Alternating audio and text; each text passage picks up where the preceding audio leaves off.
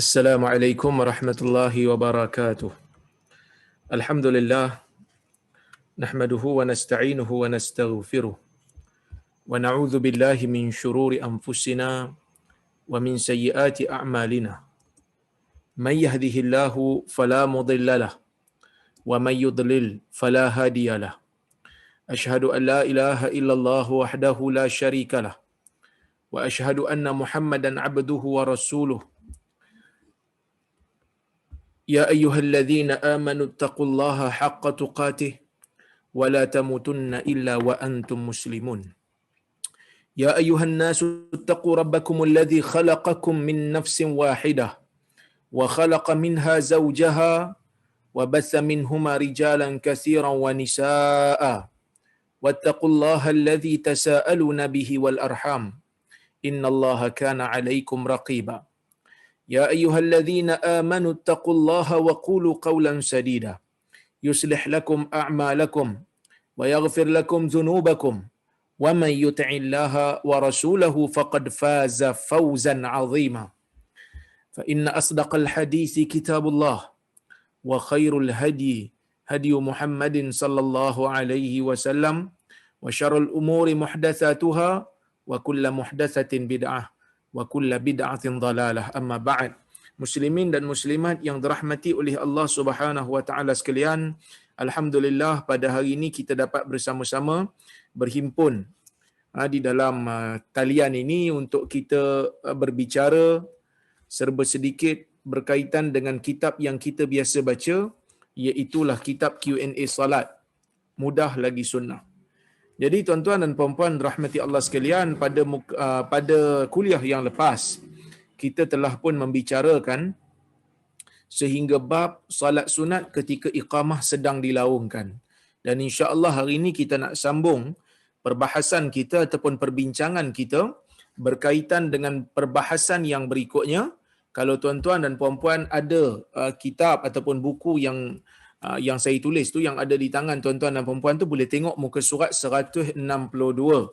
Muka surat 162 iaitu rakaat mana dah dia hilang ni. Ya. 162 iaitu rakaat pertama bagi makmum yang masbuk.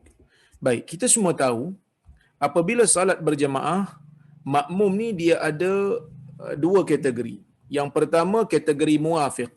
Muafiq ialah makmum yang berada bersama dengan imam, kadar berdiri dia cukup untuk membaca surah Al-Fatihah. Ya, kalau imam angkat takbir, dia pun angkat takbir, so dia sempat bersama dengan imam tu untuk membaca Fatihah bagi makmum, maka dia adalah muafiq. Masbuk ni ialah orang yang terlewat lah. Orang yang tidak sempat berdiri bersama dengan imam untuk membacakan Fatihah dia secara sempurna. Jadi masbuk ni tuan-tuan dan puan-puan rahmati Allah sekalian, mana satu yang dia ni dikira sebagai rakaat pertama dia? Kita tengok. Para ulama berbeza pendapat dalam hal ini.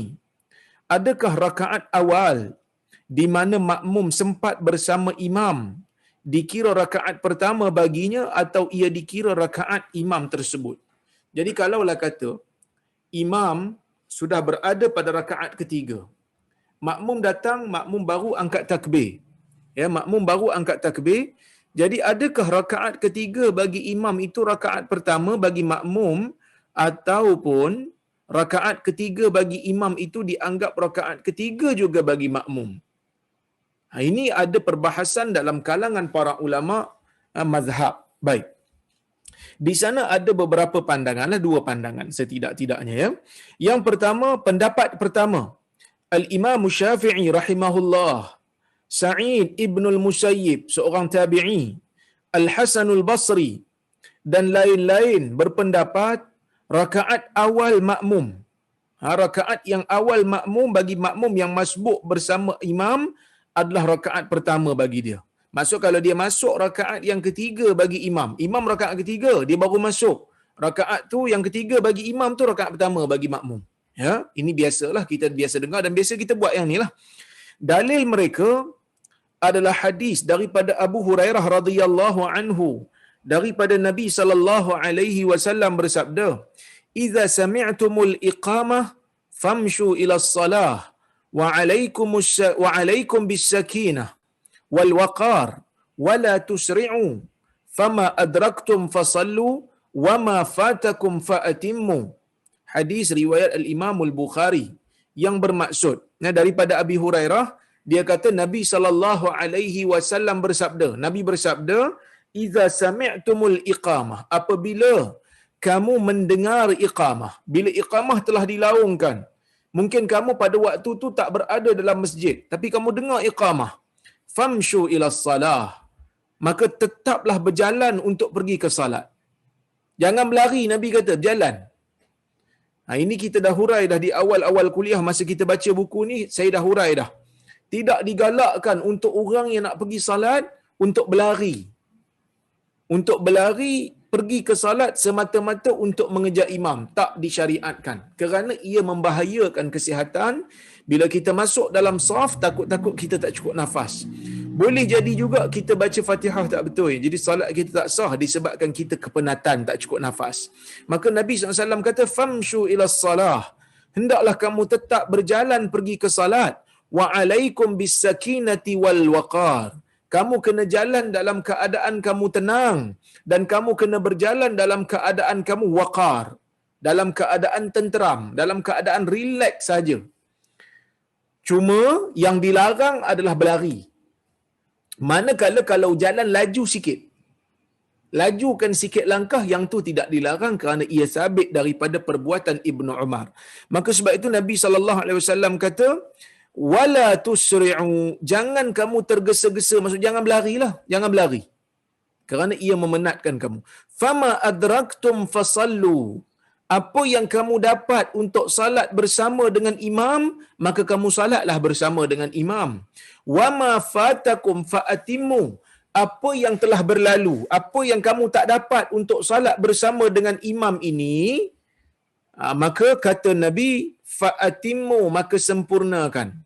Perkataan atimmu, sempurnakan, maksudnya rakaat yang dia dapat bersama dengan imam itu adalah rakaat awal dia. Rakaat yang kedua dia bersama dengan imam tu rakaat kedua dia, kemudian dia sempurnakan yang berikutnya bila imam memberi salam. Perkataan, tuan-tuan, perkataan sempurnakan itu menunjukkan kepada kita bahawasanya rakaat pertama dia dapat dengan imam tu lah rakaat yang pertama dia. Sebab tu Nabi kata sempurnakan. Sebab itu saya sebut di sini. Dalam hadis ini, perkataan sempurnakan, bila Nabi kata fa'atimmu, sempurnakan, perkataan sempurnakan bermaksud rakaat salat itu sudah bermula. Dah bermula dah, 1 dan 2 dah mula. 3 dan 4 sempurnakan lepas imam memberi salam. Ya? Dan sempurnakan bagi rakaat yang masih belum dilaksanakan. Sebagai contoh saya kata, dalam solat zuhur, jika seseorang masuk solat ketika imam ada pada rakaat yang ketiga, maka itulah rakaat pertama buat makmum. Bila dia bersama dengan imam pada rakaat ketiga imam, dia baru masuk, maka rakaat itu rakaat pertama bagi dia. Lalu rakaat yang disempurnakan selepas imam memberi salam adalah rakaat ketiga dan keempat bagi makmum. Bila imam bagi salam aja, dia bangun. Maka rakaat yang dia bangun tu, itu rakaat ketiga dia dan rakaat keempat dia. Okey. Oleh itu, dia kata, saya sebut di situ, oleh itu, bila rakaat yang dia bangun tu rakaat ketiga dan keempat, oleh itu, makmum tersebut disunatkan untuk baca surah pada rakaat ketiga dan keempat. Ya, maksudnya bagi rakaat ketiga dan keempat bagi imam. Dia masuk imam rakaat ketiga. Imam tak baca surah sebab imam dah berada rakaat ketiga. Tapi dia baru masuk. Bila dia baru masuk, dia baca Fatihah dan kalau sempat dia baca surah. Kerana itu dikira sebagai rakaat pertama bagi dia. Ya, baik. Walau imam tidak membacanya, maka dia disunatkan untuk membaca surah pada rakaat ketiga dan keempat bagi imam, walaupun imam tak baca. Ini kerana itulah rakaat pertama dan kedua bagi makmum. Okey. Manakala rakaat yang disempurnakan selepas imam memberi salam. Lepas imam bagi salam, Assalamualaikum warahmatullahi, Assalamualaikum warahmatullahi. Dia bangkit. Sebab dia tak cukup lagi. Dia masuk lewat. Dia masuk pada rakaat yang ketiga untuk imam. Dan dia bangun. Bila dia bangun, maka dia tak perlu lagi untuk membaca surah kerana rakaat itu adalah rakaat ketiga dan keempat bagi dia. Rakaat pertama dengan kedua, dia dah salat bersama dengan imam tadi. Rakaat ketiga dan keempat, dia baru nak sempurnakan, maka dia tak perlu membaca surah. Ya, sebab itu saya sebut, tak perlu baca. Kecuali, ada kecuali. Kalau pada rakaat pertama dan kedua tu dia tak sempat. Imam baca Fatihah laju sangat, dia tak sempat nak baca surah. Dan dia boleh ganti pada rakaat yang ketiga dan keempat lepas imam memberi salam. Ini disebut oleh mazhab Syafi'i. Ya. Manakala saya punya komputer ni ada problem sikit. Kadang-kadang dia, orang kata apa, tak dia punya kamera tiba-tiba hilang. Saya tak tahu kenapa. Baik, mudah-mudahan kamera ni boleh bertahanlah sampai akhir kuliah insya-Allah. Dia hilang kejap tadi ya. Suara dengan kamera hilang. Baik. Dia tidak disunatkan untuk membaca surah pada rakaat ketiga dan keempat kecuali jika dia tidak sempat membaca surah ketika bersama imam, maka dia disunatkan membacanya setelah imam memberi salam. Okey, maksudnya kalaulah kata memang dia tak sempat, then dia boleh baca surah. Kenapa memang dia tak sempat? Itu pendapat Al-Imam Syafi'i rahimahullah dan juga beberapa orang tabi'in lah, antaranya Hasan Al-Basri dan juga Sa'id bin Musayyib. Ada pendapat yang kedua.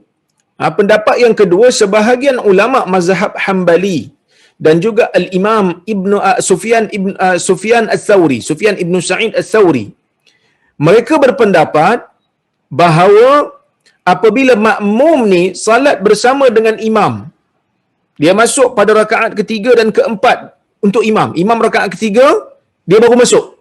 Maka rakaat ketiga untuk imam, rakaat keempat untuk imam, dikira rakaat ketiga dan keempat untuk makmum. Maksudnya makmum tak payah baca surah. Sebab apa? Sebab dia ikut imam, dia kata. Maka rakaat ketiga tu, untuk imam tu, rakaat ketiga juga untuk makmum. Rakaat keempat untuk imam, rakaat keempat juga untuk makmum. Bila imam bagi salam, baru dia bangkit, baru dia kampui balik. Dia tebus balik rakaat pertama dan kedua yang dia tak sempat bersama dengan imam. Maka dia punya solat tu seolah-olah macam dia buat 3 dan 4 dulu, lepas tu baru dia buat 1 dan 2. Ini disebut oleh para ulama, antaranya mazhab Hambali dan juga Sufyan Ats-Tsauri. Kenapa mereka berpandangan begitu? Kita tengok. Sebahagian ulama mazhab Hambali dan Imam Ats-Tsauri, Ats-Tsauri ini Sufyan Ibn Tsauri lah ya. Sufyan Ibn Sa'id Ats-Tsauri ya, berpendapat apabila makmum masuk salat bersama dengan imam, itu dikira rakaat terakhir baginya seperti mana rakaat imam. Ini saya sebut tadi. Kalau dia masuk rakaat ketiga bersama imam, maka itu rakaat ketiga bagi dia lah. Okey. Erti kata lain, rakaatnya bersama imam adalah sama dengan rakaat imam. Rakaat dia tu sama dengan rakaat imam. Sedangkan rakaat awalnya ialah apa yang luput daripada bersama imam dan akan diganti selepas imam memberi salam. Rakaat awal dia tu dia tak buat lagi. Sebab apa dia tak buat? Sebab dia tak sempat bersama dengan imam pada waktu tu. Bila dia tak sempat, maka dia tak payah buat lagi. Sebab dia tak sempat. Nanti bila imam bagi salam, baru dia tebus balik. Dalil mereka adalah sama seperti Imam Syafi'i dan lain-lain. Dalil sama. Cuma riwayat yang kita baca sebelum ini, yang Nabi SAW kata, "Fama adraktum fa'atimmu. Fama adraktum fasallu wa ma fatakum fa'atimmu." Imam Syafi'i dia ambil riwayat tu. Apa saja yang kamu sempat bersama dengan imam, salat bersama dengan imam. Apa yang kamu tak sempat, maka sempurnakan selepas imam memberi salam. Ini riwayat yang digunakan oleh Al-Imam Syafi'i rahimahullah.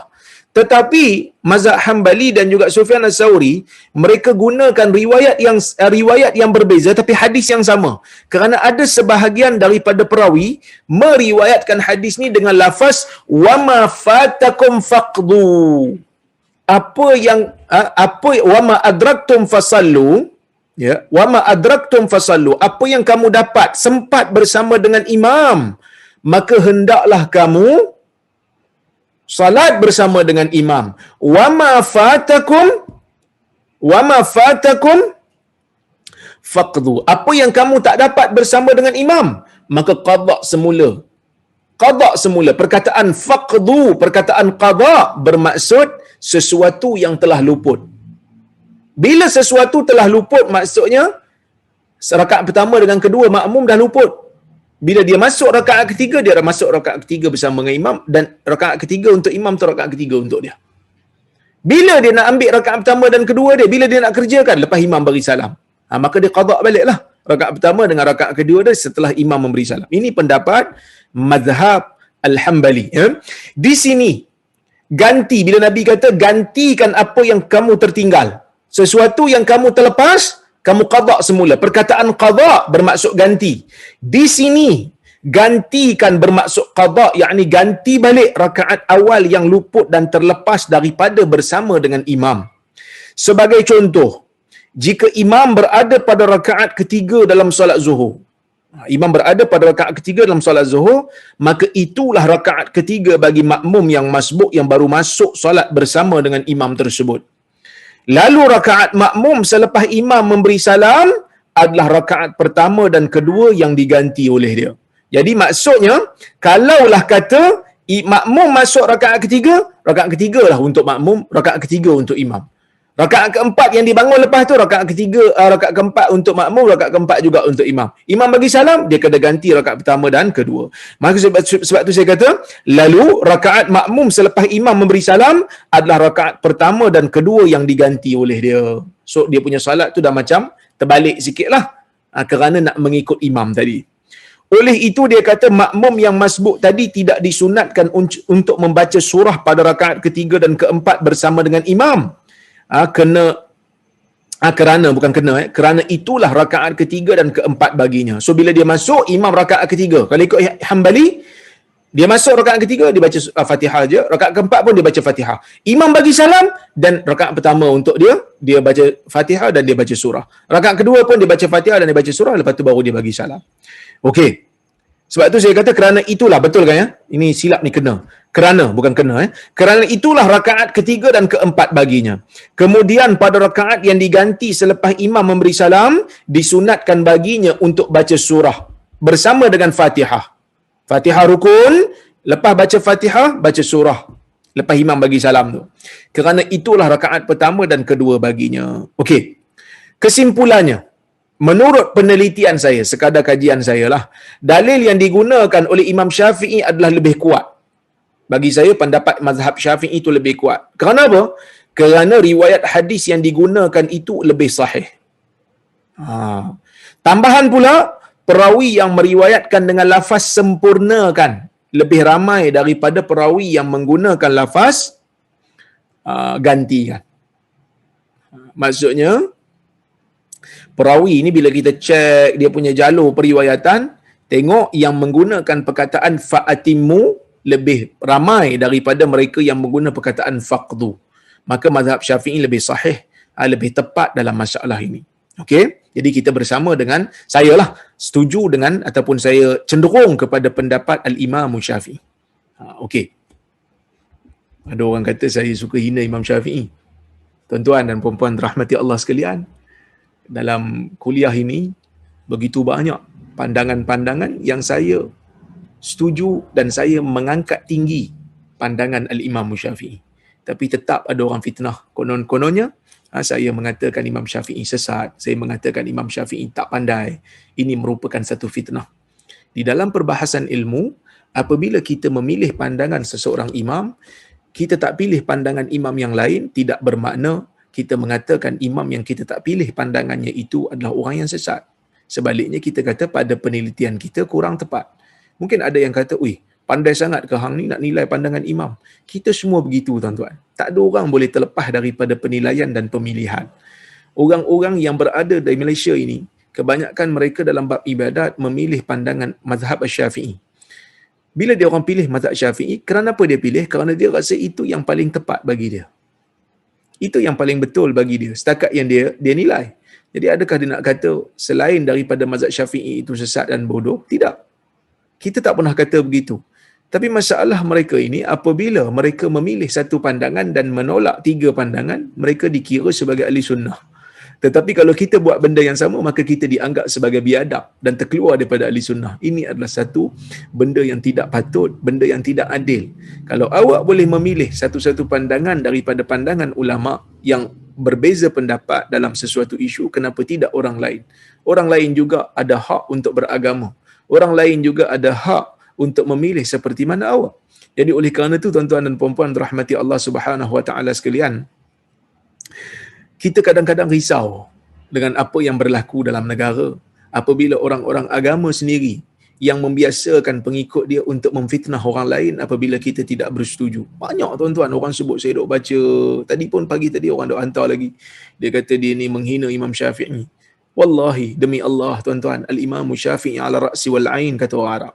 Imam Syafi'i merupakan tokoh besar di dalam umat ini yang kita gelar dia. Bila kita baca nama dia, kita kata rahimahullah, moga Allah merahmati dia. Saya membaca kitab dia. Saya membaca Ar-Risalah, bahkan kitab Ar-Risalah yang ditulis oleh Al-Imam Syafi'i merupakan rujukan utama bagi orang yang belajar dalam bidang hadis. Imam Syafi'i digelar sebagai Nasirus Sunnah, pembela sunnah.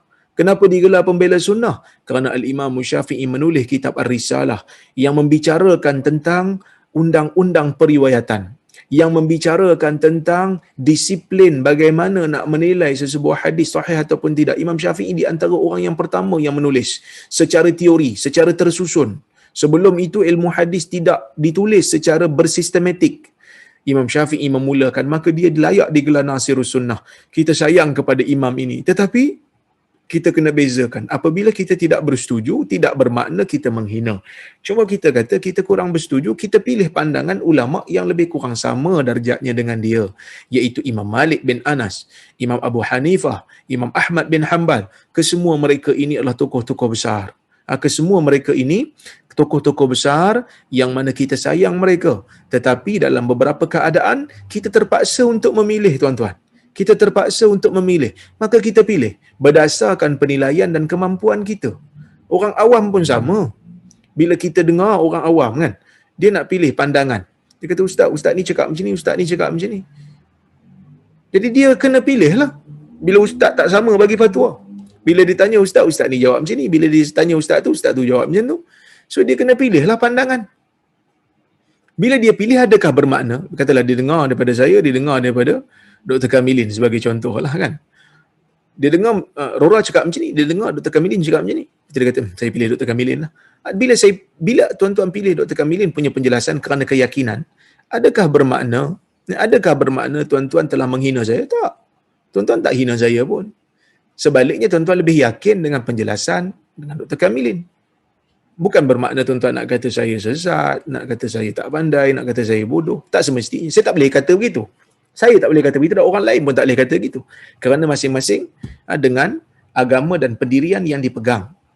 Sama jugalah macam isu-isu yang berlaku dalam negara. Ada beberapa pandangan yang kita tak pilih mazhab Syafi'i. Walaupun banyak keadaan kita pilih pandangan Imam Syafi'i. Betul, saya tak nafi. Dalam solat, dalam puasa, dalam zakat, kita pilih pandangan mazhab Syafi'i dalam kebanyakan isu. Tetapi ada beberapa perkara yang kadang-kadang kita tak pilih pandangan mazhab Syafi'i. Antaranya membayar zakat menggunakan duit, antaranya beli barangan secara mu'atah tanpa menyebutkan saya beli, saya jual. Ini semua tidak mengikut kaedah mazhab Syafi'i, tetapi kita benarkan dan ramai orang Malaysia amalkan. Kerana apa? Kerana kita memandang mazhab Hambali dalam bab ini lebih sesuai dan lebih tepat.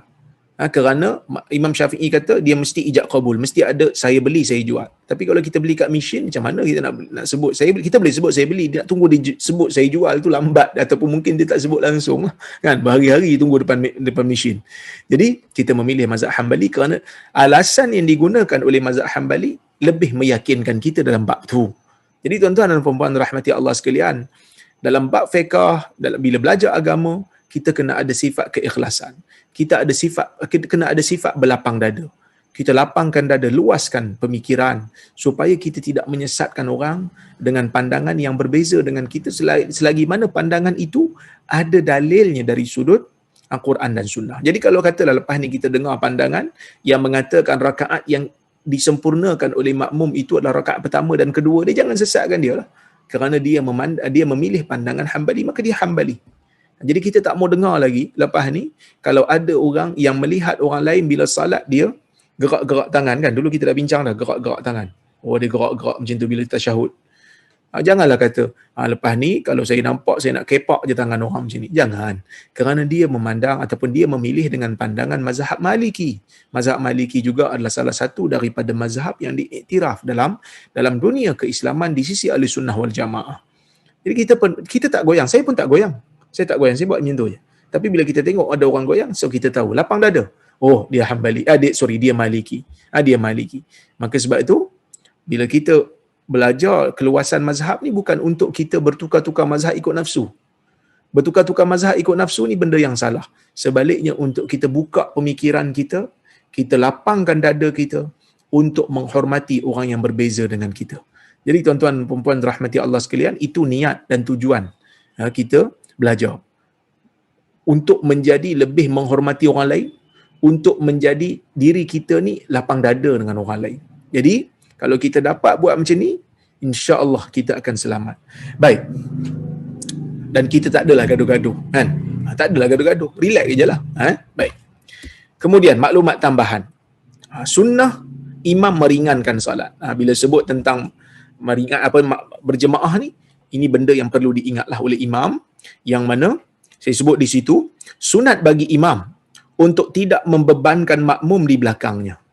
Makmum yang duduk di belakang imam perlu diraikan. Jangan kita salat dengan salat yang membebankan mereka. Daripada Abi Hurairah, qala Rasulullah sallallahu alaihi wasallam, "Idza shalla ahadukum lin-nas falyukhaffif fa inna minhumud dha'if was-saqim wal-kabir wa idza shalla ahadukum li nafsihi falyutawwil ma syaa." Hadis riwayat al-Imam al-Bukhari yang bermaksud apabila salah seorang daripada kamu salat menjadi imam kepada manusia, so dia dilantik menjadi imam untuk mengimamkan salat, maka hendaklah dia ringankan salatnya. Ringankan ni maksudnya jangan terlalu lama dan jangan terlalu panjang sehingga beban pada orang belakang.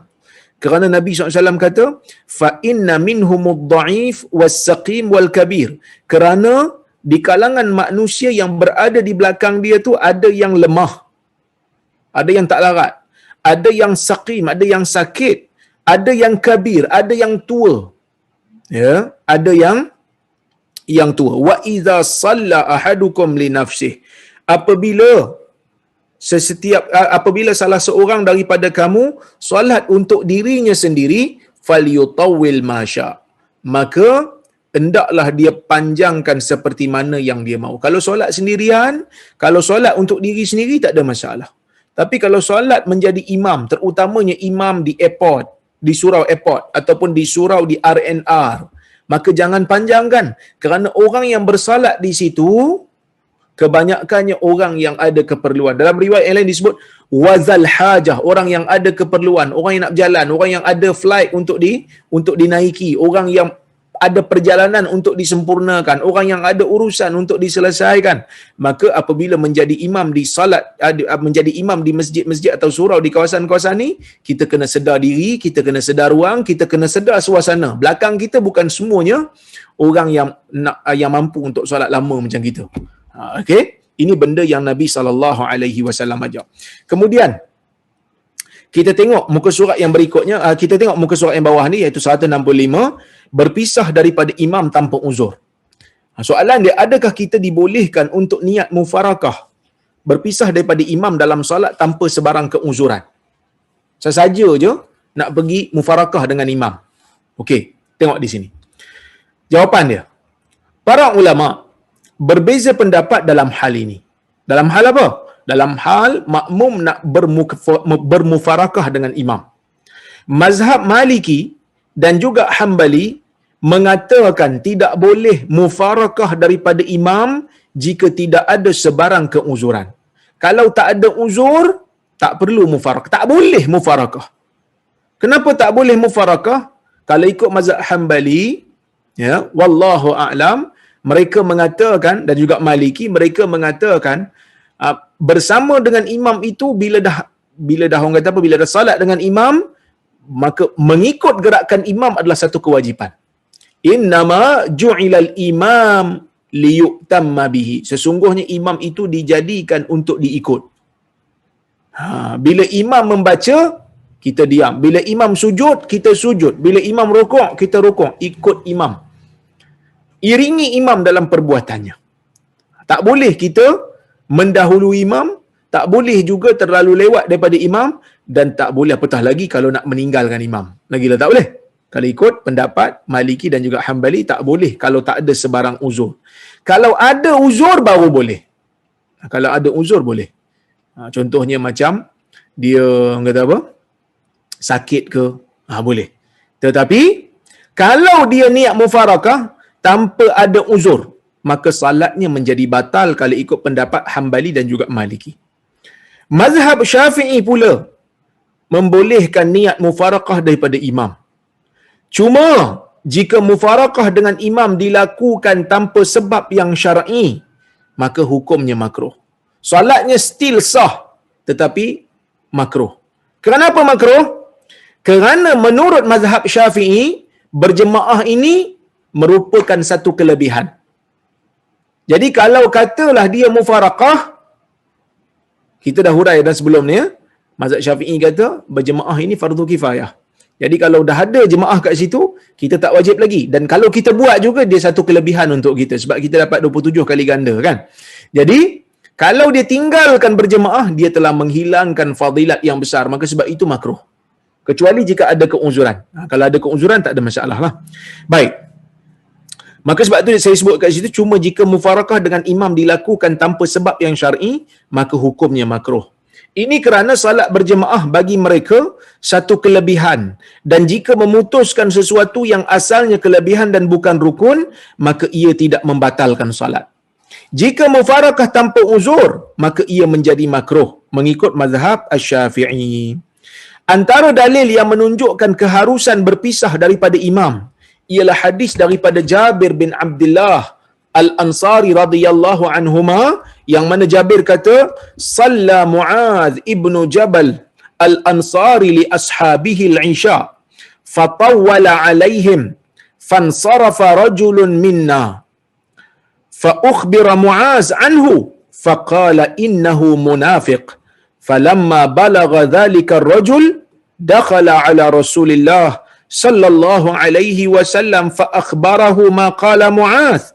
فقال له النبي صلى الله عليه وسلم أتريد أن تكون فتانا يا معاذ إذا أممت الناس فاقرأ بالشمس وضحاها وسبح اسم ربك الأعلى واقرأ باسم ربك والليل إذا يغشى." Ini hadis riwayat Imam Muslim yang bermaksud, satu hari kata Jabir, Mu'az salat mengimamkan kaum dia. Mu'az ni dia salat, dia mengimamkan orang lain lah. Okey, dia imamkan orang lain. Lepas tu, dia salat isyak ni. Dia salat isyak. Lepas tu, Mu'az membaca dengan bacaan yang panjang. Fatawwala alaihim. Baca dengan bacaan yang panjang betul.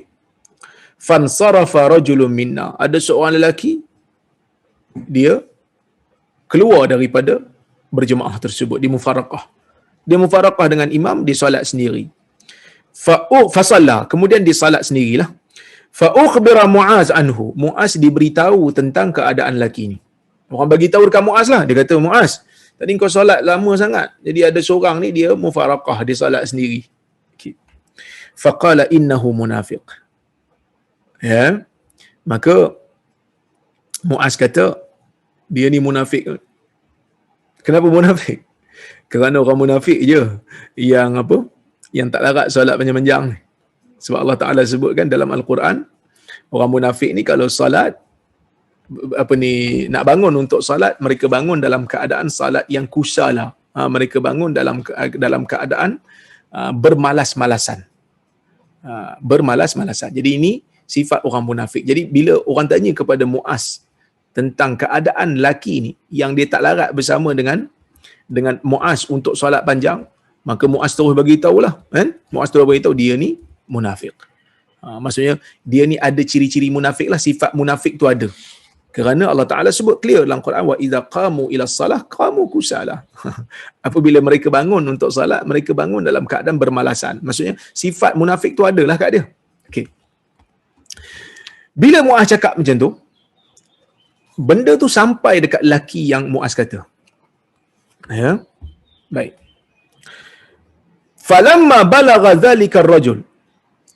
Berita yang Muaz kata laki ni munafik sampai kat laki ni. Dakhala ala Rasulullah SAW. Bila sampai je berita tu kat laki ni terus jumpa Nabi SAW. Dia terus jumpa Nabi, fa akhbarahu ma qala Muaz. Dia pun bagi tahu apa yang Muaz cakap kat dia. Dia mengadulah. Dia kata, ya Rasulullah, Muaz solat panjang, aku mufaraqah. Lepas tu bila aku mufaraqah, Muaz kata aku munafik. Maka Nabi SAW sebut kepada Muaz. Ya. Nabi SAW sebut kepada Muaz, Nabi kata, aturidu an takuna fattanan ya Muaz? Adakah kau ingin untuk menjadi orang yang membawa fitnah, wahai Muaz? Membawa fitnah ni maksudnya orang yang membawa bencana kepada agama. Dengan salat yang begitu panjang, dengan salat yang membebankan, mungkin akan menyebabkan orang tak mau. Orang tak mau salat. Orang tak mau salat berjemaah lagi. Jadi, adakah kamu nak macam tu? Orang lari pada agama. Iza amamta an-nasa faqra bisyamsi wa duhaha wa sabbih isma rabbikal a'la. Nabi kata bila kau jadi imam pada manusia ni, bacalah surah yang pendek, antaranya macam wasyamsi wa duhaha dan juga wasabbih isma rabbikal a'la, waqra bismi rabbikal ladzi khalaq. Iqra, surah Iqra, surah Alaq, wal laili idza yaghsha. Surah-surah macam ni boleh baca untuk menjadi imam. Jangan baca surah panjang-panjang. Jangan baca surah Baqarah dalam satu rakaat. Kerana ia terlalu panjang. Ya? Kerana itu terlalu panjang. Maka Nabi SAW mengajarkan dia, Muaz ini, supaya diringankan. Jadi hadis ni tuan-tuan menjadi dalil bagi mazhab Syafi'i yang mengatakan boleh untuk mufaraqah dengan imam sama ada uzur ataupun tidak. Kerana Nabi SAW pesan kepada Muaz begitu dan Nabi tidak menegur pun lelaki tu. Nabi tak tegur lelaki tu dan Nabi tak tanya pun, engkau ni mufaraqah sebab apa? Ada uzur ke apa? Nabi tak tanya. Maka tidak mufaraqah tidak membatalkan salat. Tetapi kalau mufaraqah tanpa uzur, ia adalah makruh. Inilah pendapat yang tepat. Namun tidak ada khilaf. Saya sebut di situ muka surat 167. Namun tidak ada khilaf dalam kalangan ulama jika salat imam terbatal seperti terlebih rakaat atau meninggalkan rukun salat. Clear imam tinggal rukun salat. Kita dah tegur imam tinggalkan juga. Kita tak ikut imam. Maka pada waktu tu kita mufaraqah. Contohnya imam tak rukuk. Lepas baca Fatihah, lepas baca surah, dia terus sujud. Kita dah sebut dah subhanallah.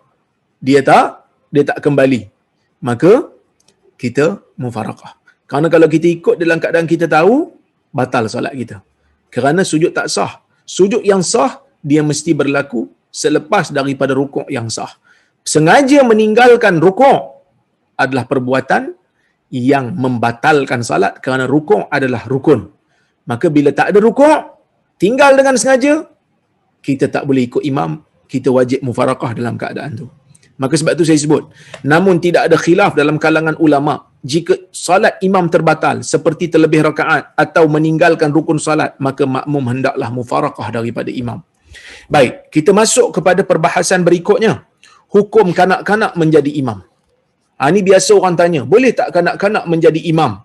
Soalan yang ditanya, bolehkah saya sebagai ibu menjadikan anak saya berumur 8 tahun sebagai imam saya dalam solat? Anak kita umur 8 tahun. Pandai dah solat, boleh dah baca Fatihah. Boleh tak kita jadikan dia sebagai imam kita? Ini persoalan yang biasa orang tanya. Baik, saya sebut di situ. Sepakat ulama mengatakan bahawa kanak-kanak yang belum mumayyiz, kanak-kanak yang belum mumayyiz tidak boleh dijadikan imam. Sebab dia belum mumayyiz. Orang yang belum mumayyiz ni kira orang yang akalnya masih belum sempurna. Akal dia tu masih belum faham arahan. Takut-takut bila kita solat dengan dia, baru sampai rakaat kedua, solat zuhur, sampai rakaat kedua, dia terus tinggalkan kita pergi makan aiskrim. Ini budak-budak yang belum mumayyiz, iaitu dia tak sedar lagi kepentingan, tak faham lagi arahan dan sebagainya. Kanak-kanak mumayyiz bermaksud kanak-kanak yang boleh membezakan antara perkara baik dan buruk dan memahami arahan kita. So kalau kita bagi arahan kat dia, dia faham. Kalau kita suruh dia bezakan yang baik dan yang buruk pun dia boleh faham. Menurut para ulama, kebiasaan umur mumayyiz adalah 7 tahun. 7 tahun Hijri. Biasanya dah mumayyiz. Okey, jika kanak-kanak tersebut sudah mumayyiz, maka ulama berbeza pendapat dalam menjadikannya sebagai imam dalam solat. Boleh tak jadi imam? Okey. Kita ada beberapa pandangan ya.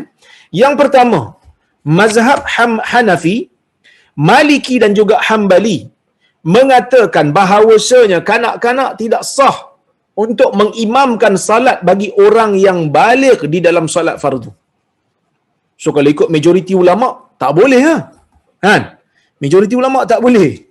Tak boleh budak-budak yang mumayyiz jadi imam. Ya? Kenapa? Mereka kata salat fardu tak boleh, salat sunat boleh.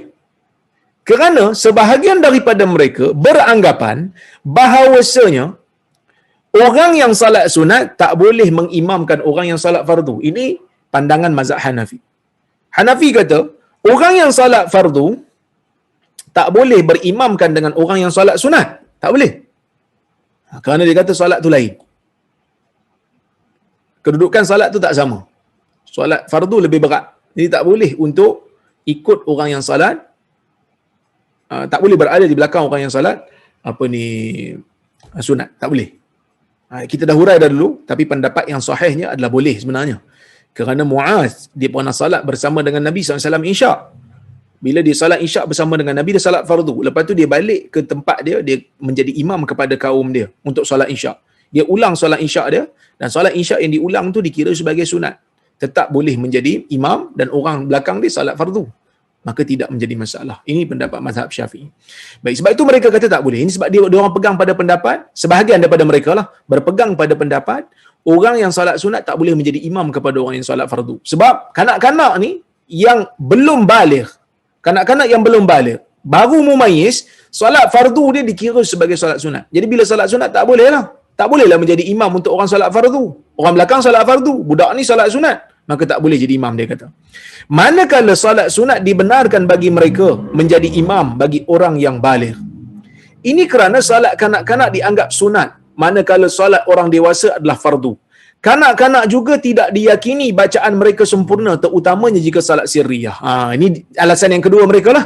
Mereka kata, yang pertama sebab salat sunat, sebab salat budak tu salat sunat. Jadi budak ni tak boleh nak menanggung salat fardu orang tua, orang yang dah baligh. Dan yang kedua, kita pun tak yakin kalau solat tu solat sendirian, kalau solat tu solat sirriyah, kalau solat tu solat yang kita baca tak kuat, kita tak dengar dia baca macam mana, sah ke tak sah, maka dia kata tak boleh lah, dia kata. Tetapi jika kanak-kanak mumayyiz mengimamkan kanak-kanak yang lain, maka solat mereka dibenarkan, solat sah. Sebab apa? Sebab sunat dengan sunat.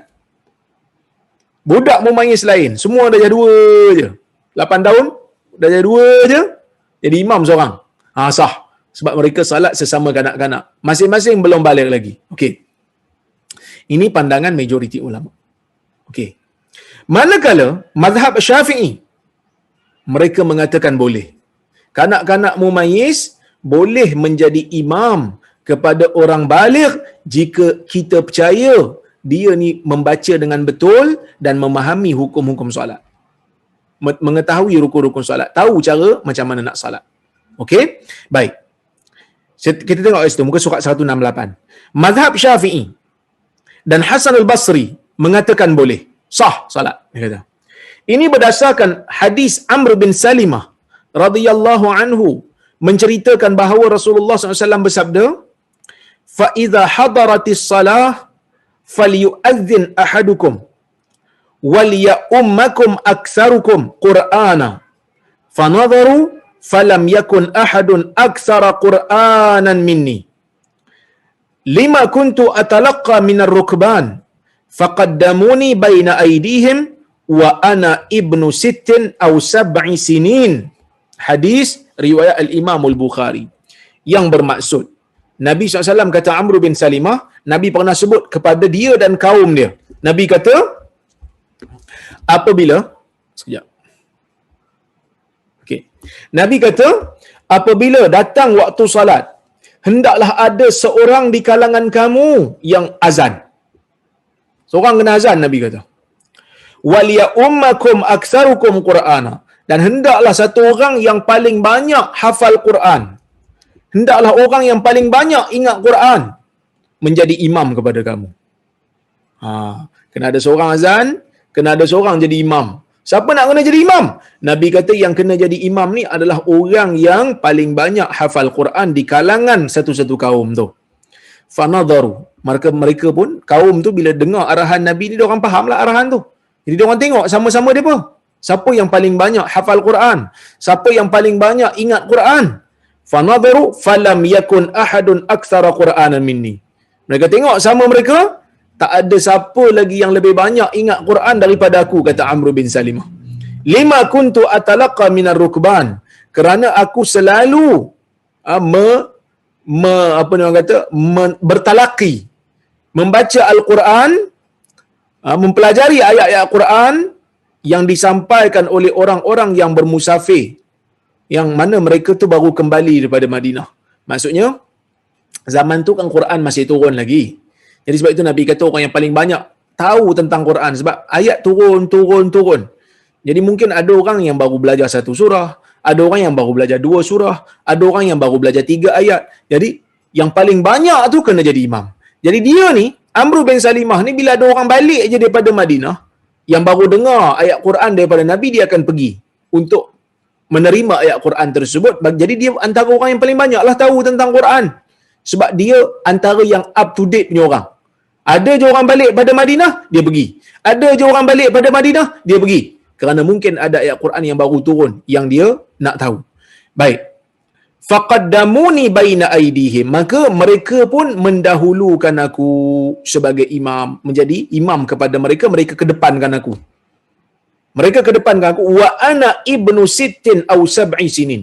Dan pada waktu tu, ya, aku sekira-kira baru berumur 6 ataupun 7 tahun. Maksudnya dia dah memayis dah masa tu. Sebab tu dia ingat lagi perbuatan ni ataupun peristiwa ni. Dia ingat lagi. Dan mereka yang mendepankan dia tu pastinya sudah ada orang yang telah baligh. Sebab itu dia bezakan diri dia dengan orang ni. Sebab dia kata aku baru 6 tahun atau 7 tahun. Menunjukkan belakang tu ada yang lebih tua. Baik. Tuan-tuan dan puan-puan rahmati Allah sekalian. Kalau kita tengok pada dalil ni, Nabi SAW tidak membantah pun perbuatan ni. Dan Amr bin Salimah cerita benda ni kepada anak murid dia, dan dia tak bagi tahu pun solat dia telah terbatal. Tak, dia tak bagi tahu. Maka perbuatan ni menjadi hujah. Menjadi kesepakatan ulama di zaman sahabat. Jadi sebab itu mazhab Syafi'i menerimanya. Baik, ini mazhab Syafi'i. Okey. Sebahagian tabi'in mengatakan ia makruh. Dianjurkan untuk mengutamakan orang yang sudah baligh bagi menjadi imam dalam salat. So kalau ikut mazhab Syafi'i dia kata boleh. Tapi kalau ikut mazhab tabi'in, sebahagian tabi'in kata makruh. Kalau ada orang yang dah balik, utamakan orang yang balik. Okey. Manakala mazhab Zahiri ni orang yang berpegang dengan zahir hadis, mereka tidak membenarkan kanak-kanak menjadi imam untuk solat bersama dengan orang baligh. Berdasarkan hadis daripada Aisyah radhiyallahu anha daripada Nabi sallallahu alaihi wasallam, yang mana Nabi kata rufi'al qalamu an thalath, 'anil na'im hatta yastayqidh, wa 'anil saghir hatta yakbur, wa 'anil majnun hatta yaqil aw yufiq. Yang bermaksud pena terangkat daripada 3 golongan. Daripada orang yang tidur sehingga dia terjaga, daripada orang yang kecil, budak kecil sehingga dia besar, sehingga dia baligh, dan daripada orang gila sehingga dia berakal ataupun dia tersedar, dia menjadi waras. Jadi tuan-tuan, Zahiri kata, mana mungkin sah perbuatan orang yang pena terangkat daripada catatan amal? Tak boleh. Maka sebab tu tak sah salat. Jadi budak-budak punya salat tak sah sebab pena terangkat. Jadi kalau kita tengok secara lalu nampak macam kuat jugalah dalil apa ni mazhab Zahiri ni. Tapi sebenarnya kalau kita tengok balik, kalau kita tengok balik perbuatan ni ataupun hadis ni, Nabi SAW dalam hadis ni lebih nak menjelaskan tentang orang yang berada dalam 3 kategori ini, mereka punya amalan itu ataupun mereka tidak diberikan tanggungjawab, kewajipan salat tidak berlaku ke atas mereka. Nabi tak maksudkan kalau dia salat tak sah. Sebab itu budak-budak yang mumayyiz, salat mereka sah dengan sepakat para ulama walaupun ada hadis ni. Ulama sepakat mengatakan budak mumayyiz tak dilarang. Sebab itu Nabi SAW suruh kita ajar anak kita umur 7 tahun untuk solat. Walaupun 7 tahun kebiasaannya masih belum baligh. Umur 10 tahun pukul kalau tak solat. Walaupun sebahagian besar daripada anak-anak umur 10 tahun masih belum baligh. Jadi kenapa suruh? Kerana benda tu sah lah, sebab tu suruh. Kenapa sah? Kenapa kena suruh? Sebab nak biasakan dia orang. Kenapa nak biasakan waktu awal-awal? Kerana solat tu memang sah. Kalau solat tu tak sah, buat apa nak suruh? Buat apa nak pukul kalau memang dah tak sah? Jadi tak ada beza solat dengan tak solat. Maka sebab itu majoriti ulama mengatakan solat orang yang budak-budak yang mumayyiz ini adalah sah. Hadis ini tak kena pendalilannya di sini. Walaupun hadis ni sahih, tetapi pendalilannya tidak sahih. Ini kita perlu ingat, tak semestinya hadis sahih maka mesti qaul itu sahih. Pandangan yang bersandarkan kepada hadis sahih tak semestinya sahih. Kena tengok cara pendalilan betul ke tak. Tak semesti hadis sahih mesti pandangan sahih. Kadang-kadang dalil sahih tapi dalil tersebut digunakan dengan cara yang salah, dengan pemahaman yang salah, maka pandangan itu salah. Serupa dengan macam inilah. Dalil sahih, betul sahih. Tapi dalam hadis ni Nabi SAW tidak maksudkan solat budak mumayyiz tidak sah. Cuma Nabi kata mereka ini tidak dipertanggungjawabkan. Maksud kewajipan tak ada, tapi kalau buat sah juga. Sebab kalau cukup rukun dan syarat. Baik, sebab itu saya kata pada muka surat yang 170 tu, saya kata hadis Amr bin Salimah menurut Ibnu Hazmin hanyalah perbuatan sahabat yang bukannya hujah. Tambahan pula, tidak ada riwayat yang menyebutkan Nabi SAW mengetahui perkara itu. Okey. Ini dalil yang digunakan oleh Ibnu Hazmin lah. Okey, menurut pandangan yang tepat, saya punya pandangan wallahu a'lam. Allah lebih mengetahui. Menurut pandangan yang tepat, hadis ini bukan bermaksud kanak-kanak tidak beroleh pahala, tetapi mereka tidak diberikan dosa. Kan ada beza tu. Hadis ni nak bagi tahu budak-budak tak ada dosa, tak ada kewajipan, tapi tak bermakna kalau mereka buat tak ada pahala. Okey. Salat yang dilakukan oleh kanak-kanak mumayyiz adalah sah dan mendapat pahala di sisi Allah. Apabila salat mereka sah, maka mereka boleh menjadi imam di dalam salat. Maka saya cenderung kepada mazhab Syafi'i dalam masalah ni. Mazhab Syafi'i betul. Walaupun mazhab Syafi'i bercanggah pendapat dengan mazhab bercanggah dengan mazhab majoriti ulama. Wallahu a'lam. Okey. Kita tengok perbahasan yang berikutnya. Ini banyak lagi ni. InsyaAllah saya ingat minggu depan boleh habis kot. Minggu depan ni sekejap untuk habiskan ni, lepas tu kita buka sesi soal jawab lah insyaAllah. Baik, kita tengok satu lagi perbahasan. Solat di belakang imam yang duduk. Kalau imam tu dia sakit, dia solat duduk, kita boleh tak berdiri belakang dia? Ini perbahasan. Ataupun kita kena duduk juga walaupun kita tak sakit. Okey? Adakah sah solat di belakang imam yang duduk sedangkan ramai lagi makmum yang mampu berdiri pada waktu tu? Baik. Jawapan dia, sebelum menjawab persoalan ini, terdapat hadis yang mengatakan jika imam solat duduk, maka makmum juga perlu solat duduk. Okey. Daripada Anas bin Malik radhiyallahu anhu, Rasulullah SAW bersabda, wa idza shalla qa'ima fasallu qiyama wa idza shalla jalisa fasallu julusan ajma'un. Apabila imam solat dalam keadaan berdiri, maka hendaklah kamu juga berdiri. Wa idza shalla julusa, apabila imam salat duduk, fasallu julusan ajma'un, maka kamu semua kena duduk walaupun kamu tak sakit. Hadis riwayat Bukhari. Maka para ulama berbeza pendapat dalam isu ni. Hadis ni sahih. Hambali mengatakan makmum disunatkan untuk duduk apabila mendirikan salat di belakang imam yang duduk. Jadi kalau imam duduk, Hambali kata makmum sunat duduk. Kecuali kalau imam tu dia mula salat berdiri, lepas tu tengah-tengah salat dia sakit, dia duduk, then makmum kena berdiri terus. Kerana imam mulakan salat dalam keadaan berdiri. Ini salat fardu lah, salat fardu. Okey. Manakala Imam Syafi'i dan ulama-ulama mazhab Syafi'i yang lain, mereka berpendapat dibenarkan bagi orang yang mampu berdiri untuk mendirikan salat di belakang orang yang duduk. Kalau imam tu duduk, kita berdiri. Boleh, dia kata. Disyariatkan. Begitu juga orang yang duduk dibenarkan untuk solat di belakang orang yang baring. Imam yang baring boleh, no problem. Baik. Mereka mengatakan tidak perlu orang yang mampu berdiri untuk duduk ketika salat di belakang orang yang duduk. Ini kerana hadis sahih yang telah disebutkan tadi telah dibatalkan oleh hadis lain menurut Imam Syafi'i. Imam Syafi'i kata hadis Bukhari tadi telah pun dimansuhkan. Kerana yang tu yang awal. Ada hadis yang terkemudian yang telah membatalkan, iaitu hadis Aisyah radhiyallahu anha, yang mana Aisyah kata faja'a Rasulullah SAW hatta jalasa an yasari Abi Bakrin fakana Abu Bakar yusalli qa'ima wa kana Rasulullah SAW yusalli qa'ida yaqtadi Abu Bakar bi salati Rasulullah SAW wan nas muqtaduna bi salati Abi Bakar radhiyallahu anhu. Hadis Bukhari. Akhir hayat Nabi SAW, Abu Bakar salat bersama dengan manusia yang lain, kemudian Nabi masuk. Kemudian Abu Bakar mengikut solat Nabi. Nabi duduk, Abu Bakar clear berdiri. Abu Bakar still berdiri. Makmum yang lain pun berdiri, Nabi still duduk. Peristiwa ni berlaku di akhir hayat Nabi SAW, dan ini kata Imam Syafi'i telah membatalkan salat ataupun telah membatalkan ataupun telah memansuhkan hadis yang kita baca tadi. Hadis ini membuktikan makmum tidak perlu untuk duduk apabila salat di belakang imam yang duduk. Imam Syafi'i mengambil hadis ini kerana ia berlaku ketika akhir hayat Rasulullah SAW. Maka hadis ini telah membatalkan hadis sebelum ini yang berlaku pada awal permulaan Islam. Namun, mazhab Syafi'i mengutamakan imam yang mampu berdiri berbanding dengan imam yang duduk bagi tujuan keluar daripada khilaf ulama.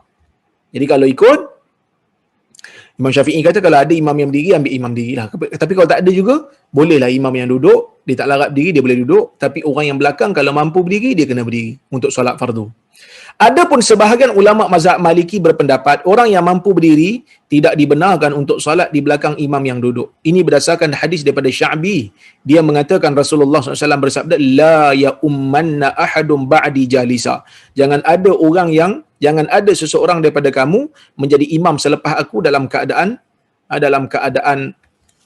duduk. Jadi kalau dia duduk, maka dia tak boleh untuk menjadi imam bagi orang yang berdiri. Ini riwayat ni sebutlah. Riwayat ni riwayat Imam Daraqutni, tetapi hadis ini dhaif disebabkan sanad terputus. Okey, disebabkan sanad terputus. Okey. Baik. Kerana apa? Sanad terputus kerana Sya'bi ni bukan sahabat, maka hadis ni tidak boleh dijadikan sebagai hujah.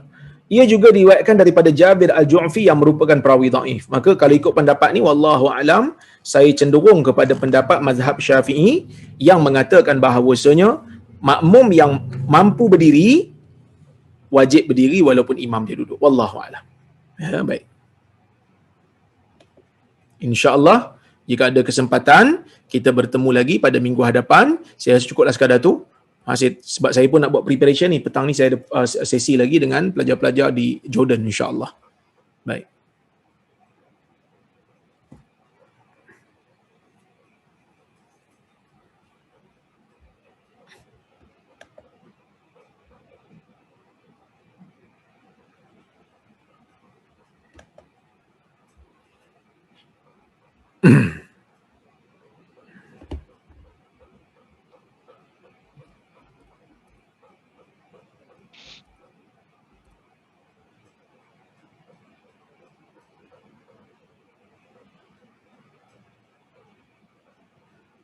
Tengok kalau ada soalan.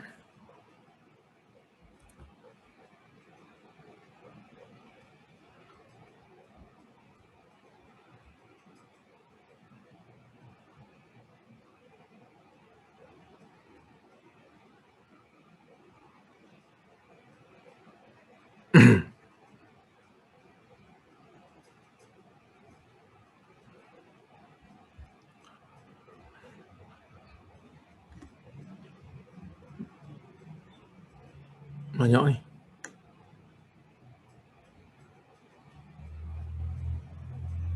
Assalamualaikum Dr. Waalaikumsalam. Semoga Allah memberi kesabaran atas fitnah yang dilemparkan. Amin ya Rab. Moga-moga Allah Subhanahu Wa Taala berikan kita kesabaran insya-Allah.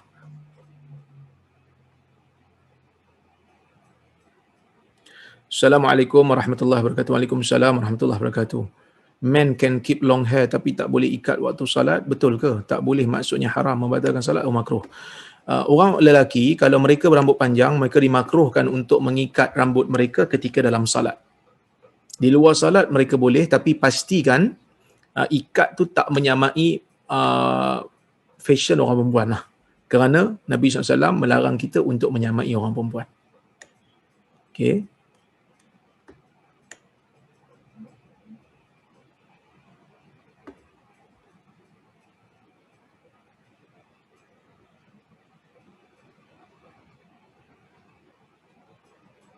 Assalamualaikum warahmatullahi wabarakatuh. Waalaikumsalam warahmatullahi wabarakatuh. Sujud adalah tempat mustajab doa. Kiranya kita mulakan doa di sujud pertama, di rakaat pertama, dan kita nak bahagi-bahagi doa di setiap sujud, maka perlu ke kita mula balik ada adab semasa berdoa atau sambung bacaan doa? Kedua-duanya tidak menjadi masalah. Kedua-duanya tidak menjadi masalah. Assalamualaikum Ustaz. Waalaikumsalam. Jika kita nak kentut, mana lebih utama? Tahan kentut je atau mufarakah dan selesaikan solat? Para ulama menyebutkan tentang perkara yang makruh untuk dilakukan di dalam solat, iaitu solat dalam keadaan kita menahan kentut. Jadi kalau kita tahan kentut menyebabkan kita tak khusyuk dalam solat, maka eloklah kita keluar kentut dan keluar daripada solat, ambil wuduk semula. Kerana solat ni yang penting adalah orang kata apa? Khusyuk. Kecuali kalau memang waktu nak habis dah pada masa tu. Kalau waktu nak habis dah pada masa tu, maka kita tak bolehlah untuk batalkan solat. Kerana kalau kita batalkan solat, kita dah solat di luar waktu dah. Wallahu a'lam. Assalamualaikum Dr. Waalaikumsalam. Saya ingin memilih untuk melanjutkan belajaran dalam sarjana muda syariah fiqh dan usul. Apakah nasihat doktor untuk mereka yang ingin melanjutkan belajaran dalam bidang ini? Yang pertama sekali, saya ucap tahniah kerana ada kesungguhan nak belajar dalam ilmu agama. Moga-moga Allah Ta'ala memberikan pahala yang berlipat kali ganda kepada Tuhan. Saya nasihatkan daripada diri saya dan juga kita semua supaya kita belajar bersungguh-sungguh, cari ilmu semampu mungkin, sebanyak mungkin, dan belajar untuk mengangkat kejahilan diri dan masyarakat, dan doakan kepada Allah Subhanahu Wa Ta'ala agar kita menggunakan ilmu kita untuk memperbaiki keadaan umat dan untuk kita berani menyampaikan kebenaran walaupun kita terpaksa menanggung apa-apa orang kata apa, bebanan. Inilah yang dilalui oleh para ulama dulu. Itu ikhlas dalam belajar, bukan untuk mencari dunia, bukan untuk mencari kemasyhuran, tetapi untuk mengangkat kejahilan diri dan masyarakat, dan berani dalam mempertahankan kebenaran. Baik.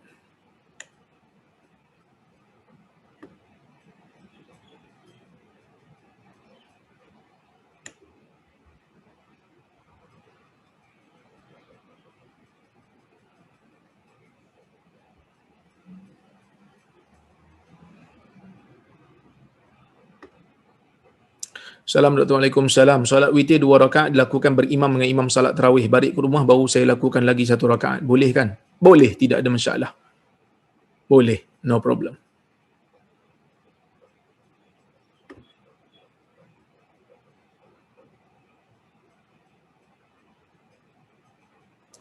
Assalamualaikum Dr. Waalaikumsalam. Berkaitan tertinggal duduk antara 2 sujud. Sujud 1 kali je.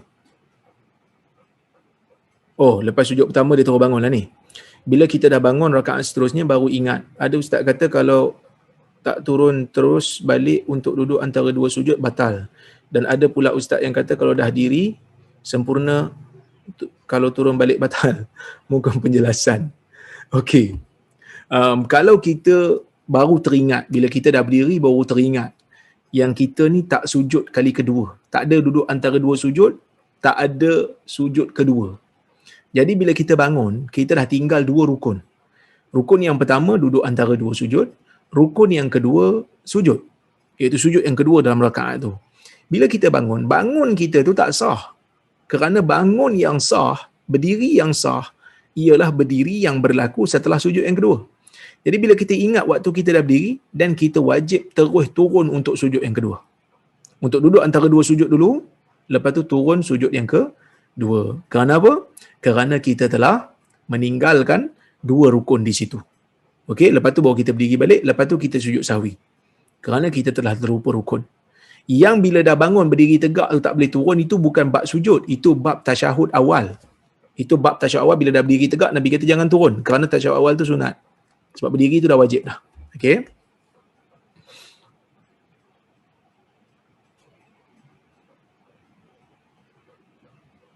Salam doktor. Waalaikumsalam. Jika semasa tahiyat awal kita terbaca bacaan full tahiyat dan memberi salam, kemudian kita tersedar dan menyambung rakaat berikutnya. Jap, saya baca balik. Apa maksud dia ni?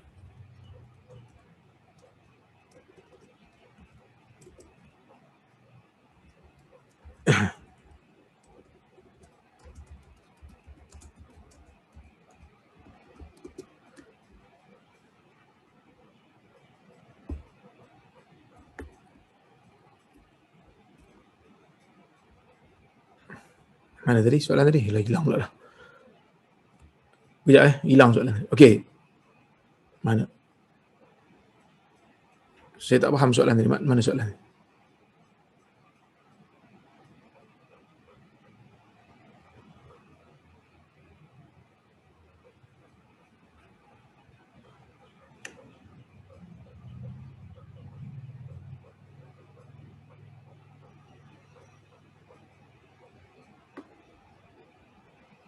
Okey. Jika semasa tahiyat awal, rakaat kedua kita terbaca bacaan full tahiyat dan memberi salam, kemudian kita tersedar dan menyambung rakaat seterusnya. Solat tak batal, bahkan wajib kita sambung. Wajib kita sambung untuk sempurnakan kemudian sujud sahwi. Ini yang berlaku pada Nabi SAW waktu Nabi salat 2 rakaat, sedangkan solat tu 4 rakaat.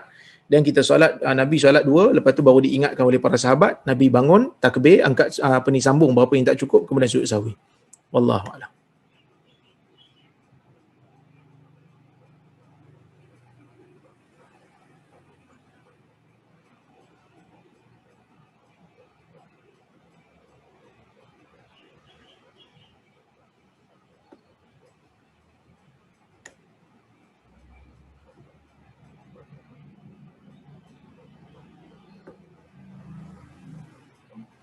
Surat panjang lah ni.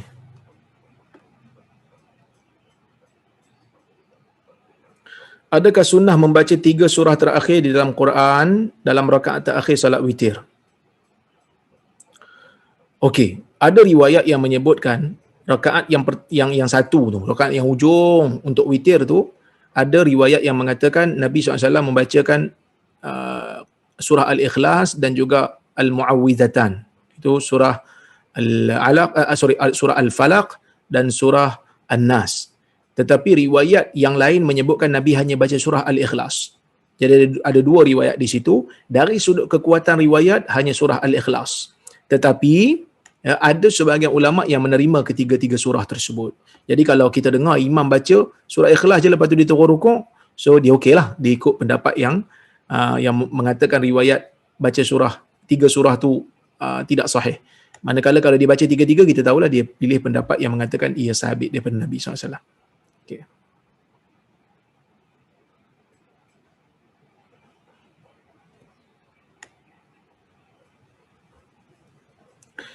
Ustaz, kita tak boleh batalkan salat. Tapi kalau dah masuk rakaat kedua, baru kita sedar masa rakaat pertama, kita cuma sujud sekali. Apa perlu kita buat? Kita perlu turun sujud.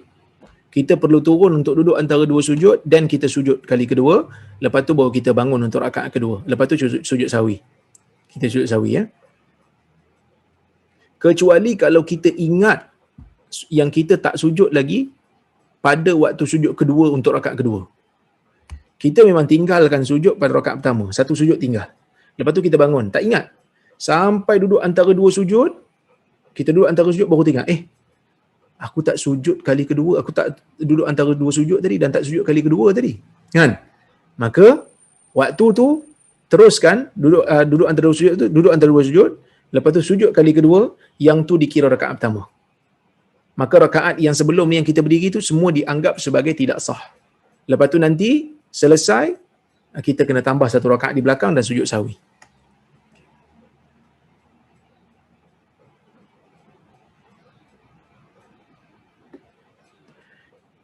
Jika imam solat Jumaat yang tertinggal rukun, boleh ke mufarakah?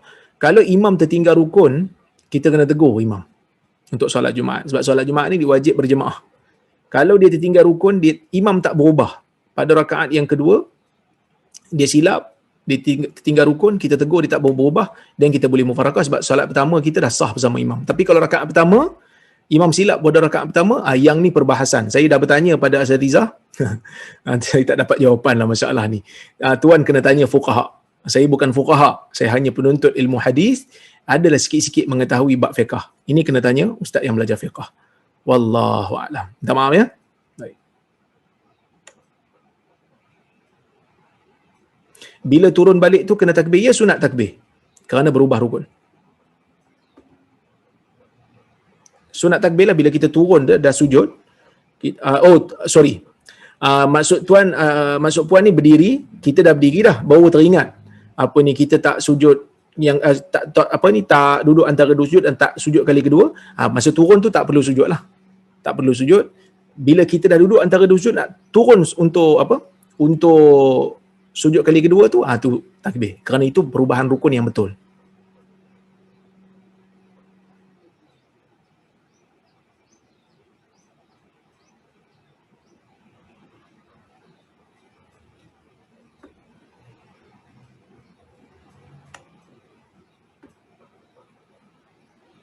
Assalamualaikum Dr. Sujud sahwi dilakukan masih dalam solat atau selepas memberi salam? Ada perbahasan. Mazhab Syafi'i dia kata sujud sahwi mesti sebelum bagi salam.